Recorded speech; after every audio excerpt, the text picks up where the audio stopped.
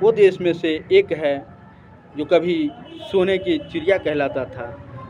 आज न जाने पूरी देश की, पूरी दुनिया की इकनॉमिक और भारत की इकनॉमी मिलाइए, जीडीपी मिलाइए, आज देखिए भारत का ग्रोथ कितना हुआ है और पूरी विश्व का ग्रोथ कितना हुई।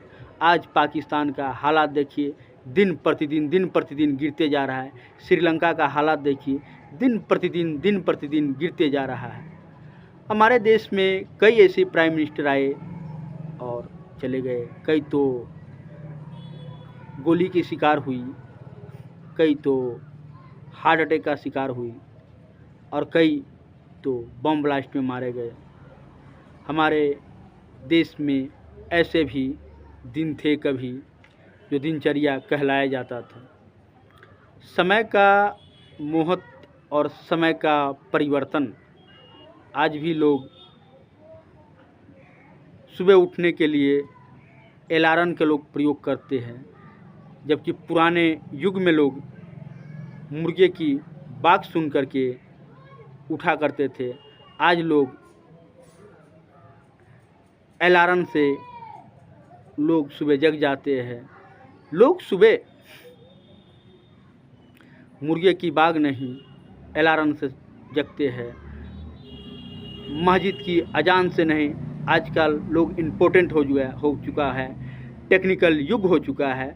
लोग टेक्निक के मामला में इतनी आगे हो चुकी है कि भारत की सरलता ऐप, सरल ऐप, जिंदगी बहुत सरल हो चुकी है, जिससे हम तमाम भारतवासियों,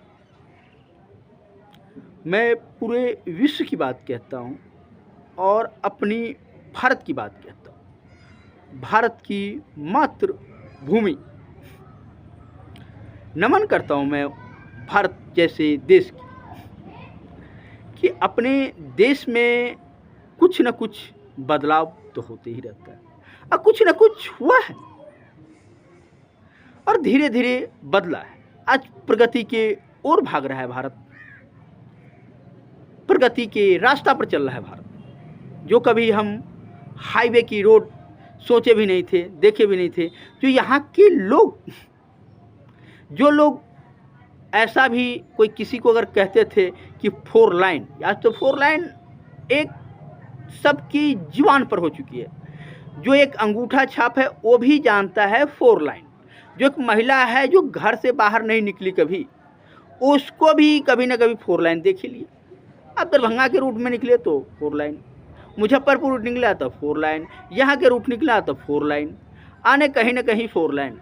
आज जब हम कहते थे कि दिल्ली के अंदर में एक ऐसा रोड है जो 4 गाड़ी चलती है, बीच में पटरी बना हुआ है, उसके ऊपर फुलवारी लगाई गई है, बहुत सी बात, तो लोग तो इतनी मानती थी कि दिल्ली उतनी महत्वपूर्ण थी। हम तो बचपना से ही दिल्ली गए थे। दिल्ली की लाल किला, हर प्राइम मिनिस्टर को वहीं से मैं देखते थे कि भाषण देते हुए, हर 15 अगस्त को। बिरला मंदिर से मैंने कई बार बिरला मंदिर भी गया था, मैं मंदिर मार्ग थाने में था उस समय में, तो मैंने बराबर बिरला मंदिर हर संडे को जाना जरूरी समझता था और मैंने संडे को बिरला मंदिर जाना बहुत महत्वपूर्ण समझता था। बहुत महत्वपूर्ण बात तो यही थी कि बिरला मंदिर एक ही कैटेगरी की थी और वो एक सरल जिंदगी की बहुत बड़ी अहमता थी, जिससे मैं बिरला मंदिर की अहम बताता हूँ। और बिरला मंदिर, थोड़ा बारिश इधर हो रहा है, इस साइड कैमरा कर दीजिए, कैमरा मैन जी। तो सरल जिंदगी हो चुकी थी और न जाने जिंदगी बहुत ही सफल हो चुकी थी। असफल तो जिंदगी कभी रही नहीं। न जाने हमारे देश में कितनी परंपरा आए और चले गए। बहुत लोग पुराना ही परंपरा निभाते हैं, पुराना विधि व्यवहार का रीति रिवाज नियम को निभाते हैं, लेकिन आज कहीं न कहीं वो चीज़ टूट चुकी है। और सफलता बहुत मुश्किल से मिलती है। हम जब भी बचपना थी हमारे भी, तो हमने खरगोश को भी बहुत शिकार किए है, मैंने बहुत कुछ को शिकार किए। मैंने अपने शिकारों से मैंने कोशिश किया, प्रैक्टिस किया, लेकिन ज़िंदगी हार मानने वालों में से नहीं है। मैं ज़िंदगी की जंग लड़ता हूँ, लड़ जाता। मैंने बचपन में बंसी बहुत खेले हैं। आम की परंपरा थी, आम चोरी से तोड़ लेते थे, बहुत डर था। किसान को तो आम को परंपरा था। लोग से हमसे ये भी पूछते हैं, क्या आप आम खाते हैं? तुम क्या, आम तो बहुत महत्वपूर्ण चीज़ है, आम क्यों नहीं खाएंगे? कहा सबसे फल फूल में ज़्यादा पसंद कौन है? तो हम कहे आम ही तो है, जो भारत के प्रत्येक राज्य में पाए जाते हैं। सेब जो है प्रत्येक राज्य में तो नहीं पाए जाते, लेकिन आम तो प्रत्येक राज्य में पाए जाते हैं। तो आप क्या चाहते हैं, सो बताइए। तो कहा नहीं, मैं यही चाहता हूँ कि आम आप खाते हैं। बोले बिल्कुल, आम हमारे देश की परंपरा है, परंपरा के क्यों छोड़ दे?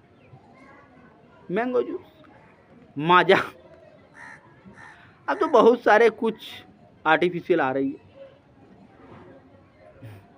कई बार मैंने माजा कंपनी का, बहुत सी कंपनी का दौरा भी किया, जो फैक्ट्री की दौरा में जो बनती है वहाँ मैन्युफैक्चरिंग हो रही है।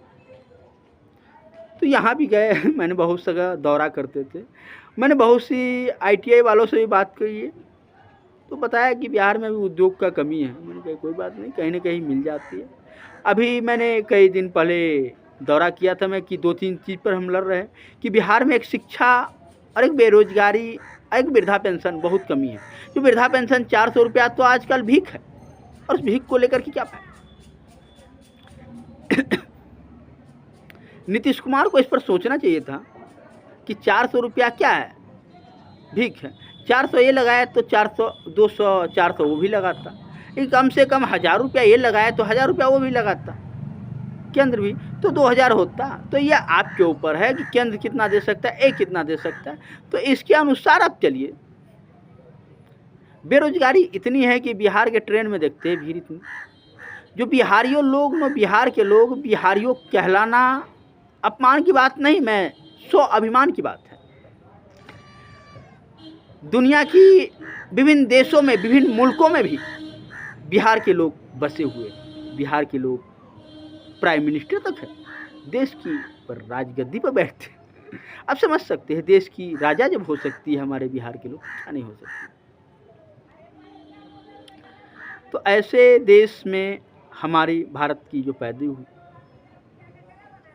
कोई ऐसे देश है जहाँ उसका अगर पूर्वज यहाँ के तो उस देश के भूलता नहीं। भारत सबको शरण देता है। आज देखिए कई प्राइम मिनिस्टर भारत से ही थे। पाकिस्तान का प्राइम मिनिस्टर नवाज शरीफ, पूर्व प्राइम मिनिस्टर, पूर्व PM, पूर्व प्रधानमंत्री,